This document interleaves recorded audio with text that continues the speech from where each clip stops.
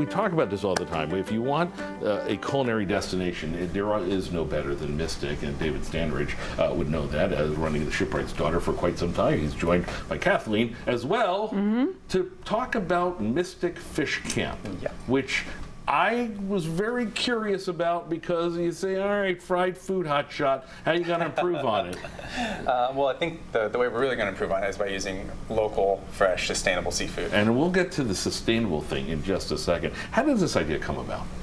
Oh, I mean, like, fish camps are traditionally what happens when a fisherman comes to shore and they set up fish camp. And we thought, what if we turn that on its head and make it about summer camp and all the endless summer days and Which summer is fun. why, because when I came in and he was going to pan down, because you know, sometimes when they bring food, they brought socks. Socks.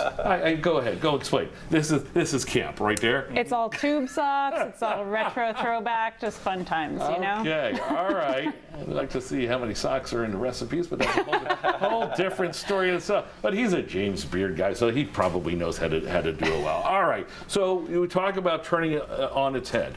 What does that mean for a chef? Well, a perfect example is the lobster roll. Right. You know, we are actually not going to do lobster rolls. Did you see what he did? He did in quotes. Like that. Lobster roll. Okay, so what do we do? What we do is a poor man's lobster roll. So monkfish is a beautiful fish that has a very similar texture. Right. And it's always been referred to as the poor man's lobster. Yes. And so we are taking the monkfish and we poach it in green crab oil, which makes it even more lobstery. And we'll do it two ways. You know, if you like the Connecticut style, you can do it hot or cold. hot or cold. So you're going to anger people even with the poor man's version, aren't you? Absolutely, yeah. And it's going to be fights over how to eat the monkfish, hot or cold. All right, fine. Yeah, there you go. What else you got here? This is great, and I'm going to put you to work. Put one together because I'm hungry while you're doing it. You want hot or cold? What do I want the hot one. Yeah, that's like cold. I'd have to turn in my driver's license. Kathleen, walk us through what you got here. So we have a swordfish shawarma with a red cabbage slaw. That's not exactly normal. Oh, it's so delicious, right? though. Next, we have our fish sandwich with that's with salt and vinegar. And let's get in close to that, because if you notice, that's a whole fish right down to the tail on the end, which I don't advise eating, right? The tail? No, you can eat the tail. Really? Yeah, it's a little crunchy. No, you can eat the tail.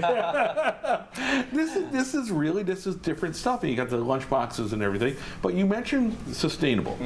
Tell, for folks who don't know what that is, explain that. So basically, sustainable means you can keep doing it without hurting the environment. So we use a variety of fish, and mostly when we're talking about sustainable seafood, we want people to eat diversity. Right. Don't just focus on 5 species. Right. So we're using a lot of different species that you won't see other places: dogfish, scup, sea robin, things that are much more plentiful than your Will standard you fish. have to explain that to people? No. I mean, because it's like, I can't remember the last time I was at a restaurant where dogfish was on the menu. We sell out of it all the time. Do you really? Yeah. At the end of the day, all the fish should is hang delicious. out more over there, clearly. So once people try it, they love it immediately. I love this. This is great. I'm going to take a bite in just a second.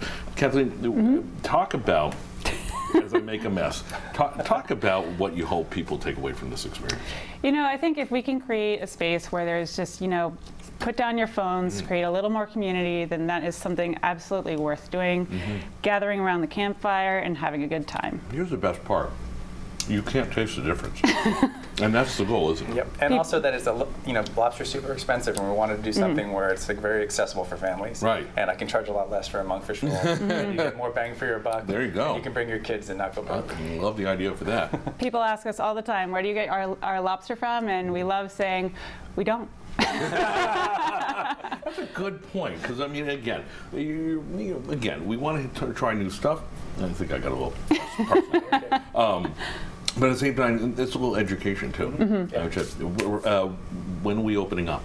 We are going to open our grand openings probably around the 28th. Okay, and this is 28th. Again, if you've been to the Shipwright's Daughter, and if not, what's wrong with you? This is really, you could throw a monkfish and hit this new place, right? Throw a chef. No, again, you can throw a shit. We're going to have all the information for Mystic Fish Camp. That's going to be on our website, fox61.com. Always congratulations when you open up a new restaurant. But before we go, when's your anniversary? Oh, Next week, Next week? Notice how I let her answer.